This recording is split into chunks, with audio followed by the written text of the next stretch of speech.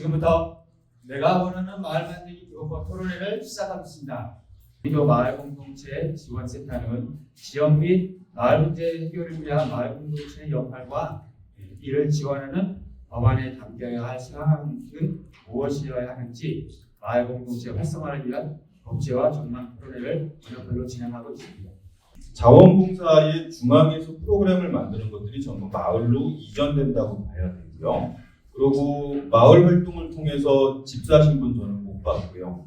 인건비 없습니다. 심지어 자부담이 포함됩니다. 자원봉사에 자부담이 안 들어가잖아요.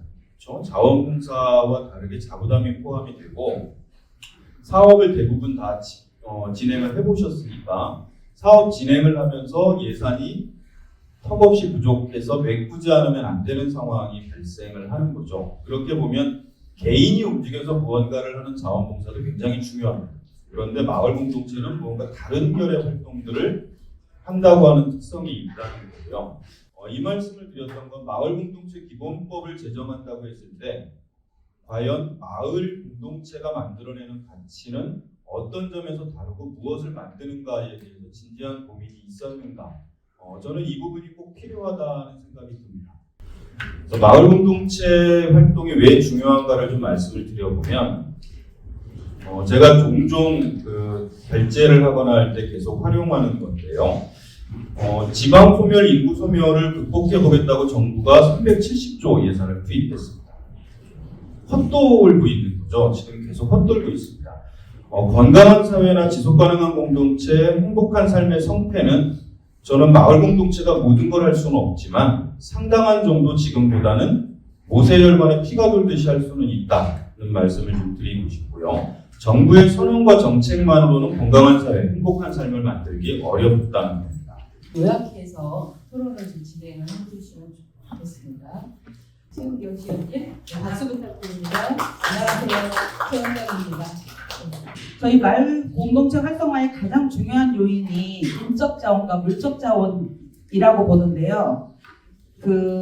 주민 참여 활성화의 기반이 되므로 이 두 가지 요인이 균형을 이루면서 함께 성장할 필요가 있다고 생각합니다. 주민 참여 활성화를 위해서는 물적 자원보다는 인적 자원이 더 중요하며 마을 리더를 양성해서 활동가로 성장할 수 있도록 돕는 게 더욱 필요하다고 생각합니다. 좀 임의규정으로 좀 말씀을 드리면은 이거는 기본법보다는 조례에서 해결될 건데 마을활동가 경력인정입니다. 올해 2003년 9월에 마을활동가가 하나의 직업으로 공식적으로 인정이 됐거든요. 공식적으로 한국직업사전에 등재가 됐는데 이게 물론 활동가에 인정이 된다는 거는 두 가지 해석될 수 있을 것 같아요. 첫 번째 경력인정이랑 두 번째 무작정 재능 기부가 아니라 어느 정도 실비라도 챙긴다는 표보다 좀 책정할 수 있는 근거가 될 수 있을 것 같거든요. 그렇기 때문에 기본법에서는 모든 지자체 상황을 다 아울 수는 없고요. 조례가 물론 이제 기본법에서 뭐 할 수 있다라는 식으로 하면은 지자체에서는 조례에서 우리 지자체는 경기도 생활임금으로 한번 책정을 해보겠다라는 식으로 그렇게 이제 조례에서 임의 규정을 해결할 수 있을 것 같습니다. 그래서 기본법에서는 이제 기본 계획이랑 부서 간 이제 틈막이 해체 말씀을 드리고 싶고요. 그다음에 임의 규정 차원에서 조례에서는 활동가 경력 인정이랑 인건비를 시도를 해보면 아무래도 폭넓게 합시군에서 좀 수용되지 않을까 싶습니다. 세 가지를 말씀드리고 끝내겠습니다. 감사합니다. 행정은 모든 사업을 할 때 근거 조항을 먼저 달고 딱 시작을 하잖아요. 그것이 굉장히 습성화되어 있거든요. 기본이고 모두 ABC 중에 하나인데 우리 주민들은 그렇게 하지 않는다는 것이죠. 그래서 주민들이 이것을 바라봤을 때는 이것들도 어떤 법 제도나 이런 것들도 우리의 활용 가능한 도구다라고 바라보기보다는 그냥 행정이 주로 사용하는 어떤 점검 툴, 행정이 사용하는 툴 이 정도로 좀 바라보는 그런 시각이 있기 때문에 좀 이런 현상이 나타나는 것이 아닌가라고 생각이 되고 이것은 행정과 굉장히 대비된다. 그렇기 때문에 이런 것들을 법제도를 활용하는 측면에 있어서 주민들이 활용력이 떨어질 수밖에 없는 근거가 되겠죠. 그래서 저희 이제 이 결과를 좀 보면서 저희 센터도 반성을 좀 했는데 이런 마을 공동체 교육이나 사업이나 이런 속에서 조례와의 연관성이나 근거들에 대해서 꾸준히 이야기하는 것이 좀 필요하겠다. 이것은 어떤 근거에 의해서 이렇게 된다라고 하는 것들이 꾸준히 자꾸 이야기가 되면 이런 경험치들이 쌓이면